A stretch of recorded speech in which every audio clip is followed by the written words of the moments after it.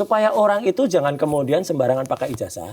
Karena kalau pakai ijazah yang palsu, dia akan saya ucapkan seperti di kaos saya ini. Apa? Malu bro, kalau ijazah palsu.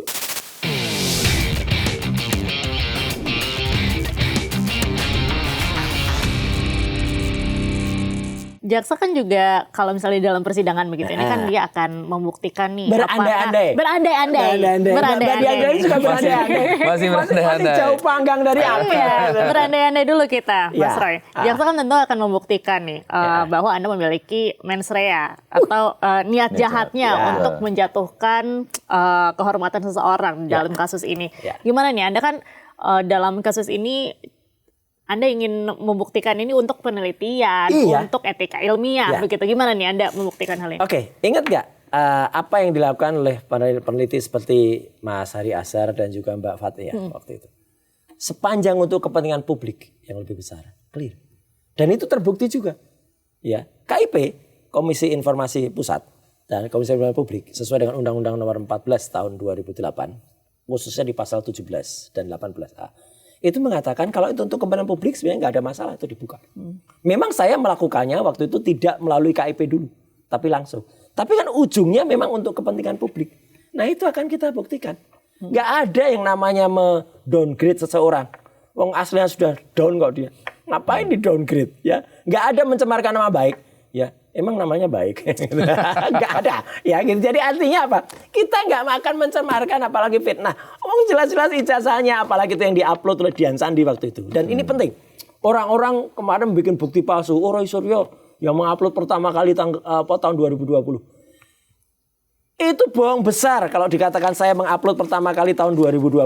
Karena mereka merekayasa sebuah akun Twitter yang kemudian akun itu diubah tanggalnya dan kemudian dibuat seolah-olah tahun 2020. Padahal tidak ada, ya gitu. Mungkin lain waktu saya tunjukkan. Jadi 2020 gampang banget untuk ngubah tanggal itu, ya. Dan itu hanya namanya screen capture. Capture atau screenshot itu nggak berguna kalau dalam persidangan. Yang berguna itu kalau ada suratnya biasanya. Bukan hanya suratnya. Ada link yang bisa diakses. Oke. Ada link itu pun kalau kemudian bukti linknya itu diketik dan kemudian ternyata tidak muncul, ya itu nggak berguna. Ya, jadi itu sesuai dengan Undang-Undang ITE pasal 5 ayat 1. Itu harus ada bukti elektronik, itu adalah bukti yang bisa diakses secara elektronik dan itu setara dengan alat bukti manual. Artinya tetap harus diakses. Kalau itu nggak bisa diakses, ya nggak bisa. Jadi makanya saya senyum-senyum saja ya kalau kemudian dikatakan nanti Anda punya mens rea. Nggak ada. Yang punya mens rea itu Panji.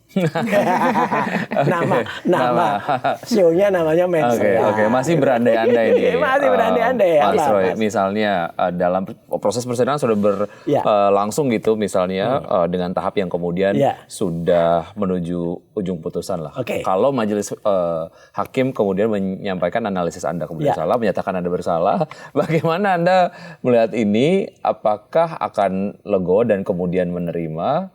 Atau Anda masih punya, kayaknya sih masih punya banyak amunisi nih untuk boleh berandai-andai, tapi boleh juga kita juga punya prediksi dan kita juga punya bayangan itu akan terjadi seperti apa. Ini nggak akan terjadi. Ya, kalaupun misal dipaksakan P21, dari P21 aja belum kok, dipaksakan P21, kemudian dipaksakan maju di persidangan, dipaksakan juga vonisnya. Biarkan masyarakat juga menilai kok. Kalau saya sih nggak ada soal, ya mau diapain. Masih banyak cara-cara lain ya untuk kemudian memberikan membuat masyarakat mengerti ya apa kasus ini sebenarnya. Jadi artinya kita nggak akan khawatir ya dengan ini karena yang namanya kasus itu pasti akan juga nanti akan ada yang lain dulu. Kan ini juga pernah dilakukan oleh Bambang Tri dan Gus Nur waktu itu, ya kan? Meskipun waktu itu kalau kita lihat jahat banget loh. Bambang Tri dan Gus Nur itu dipidanakan hanya dengan fotokopi. Jadi hanya dengan menggunakan sebuah fotokopi yang tidak pernah ijazah aslinya dihadirkan. Itu pun kemudian berani dipidanakan. Jahat banget kan? Nah sekarang, kalaupun itu ada ijazah, padahal kan Pak Dr. Bunatua tadi sudah mengatakan ijazahnya nggak pernah ada. Kok bisa juga mempidanakan kan nggak mungkin. Belum lagi nanti pasti akan seru lah gitu yang ada. Dan kalau nanti misalnya Ya, barangkali. Oh, itu ijazah ahli. Tapi ada orang yang mengaku dia yang membuat di Pasar Pramuka gimana? Ada orangnya sudah dan dia siap bersaksi di persidangan. Ada orangnya, ada kronologinya, ada timnya, ada pemilik bekas kiosnya. Yang pemilik bekas kiosnya itu belum ngaku. Tapi dia ada di bukunya Pak Bonatua ketika ijazah dia pun palsu juga gitu loh. Jadi ini konyol banget nih. Kumpulan orang-orang berijazah palsu yang pada membela ijazah palsu. Gitu. Misalnya nih Mas Roy, misalnya nih ya, dalam kemudian kondisi yang memang masih terus bergulir lah. Ya.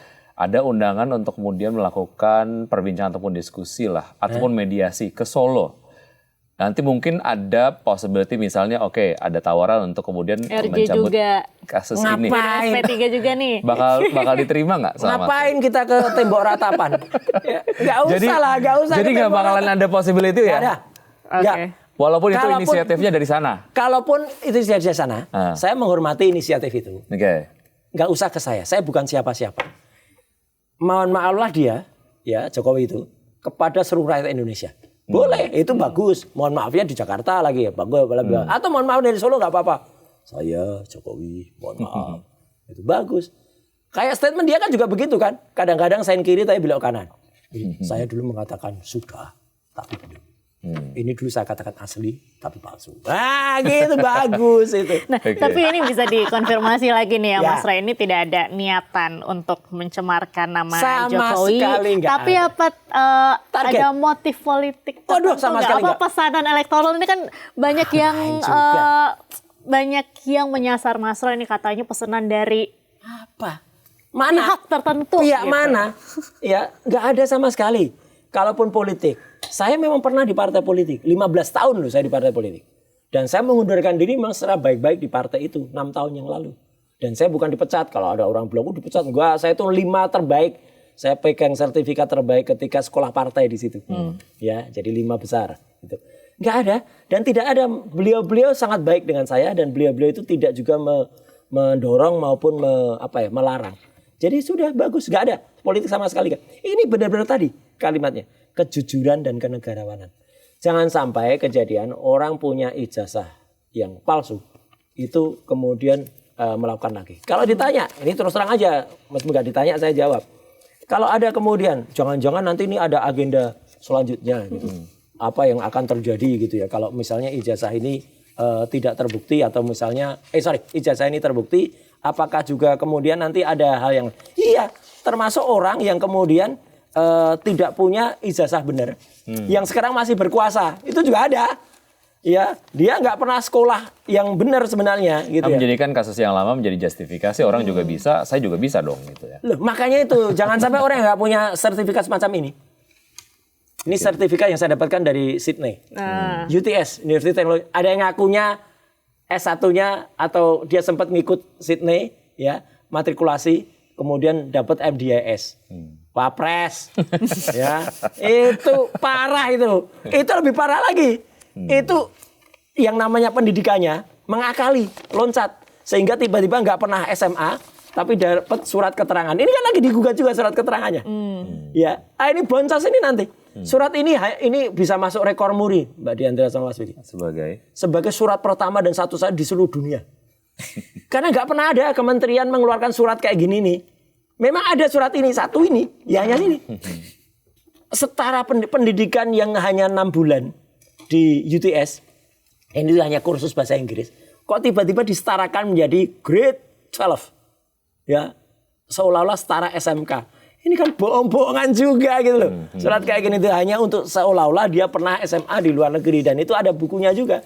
Jadi targetnya sebenarnya hanya supaya orang tadi, Mas Vicky benar Mas, supaya orang itu ya tahulah gitu dan hati-hati. Dan itu terbukti ketika saya menghadiri serah terima 2 tahun yang lalu ya gitu, pejabat di kementerian yang saya pernah berada di situ, Kementerian Pemuda dan Olahraga, Pak Dito ya, menteri sebelumnya ya, ketika memberikan pidato awal kepada Pak Erik Menpora sekarang, itu lucu kalimat pembukanya Pak Dito.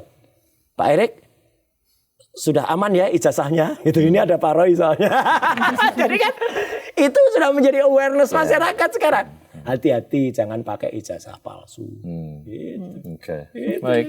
Kita akan terus ikuti tentu saja perkembangan yang kemudian mewarnai lah ya dinamika dari kasus akan ini. jadi masuk persidangan apa enggak? Nah, nih? dan satu pesan saya Mas Wiki dan juga Mbak Dianda. Makanya seperti tadi kalimat, apa yang menjadi supaya orang itu jangan kemudian sembarangan pakai ijazah.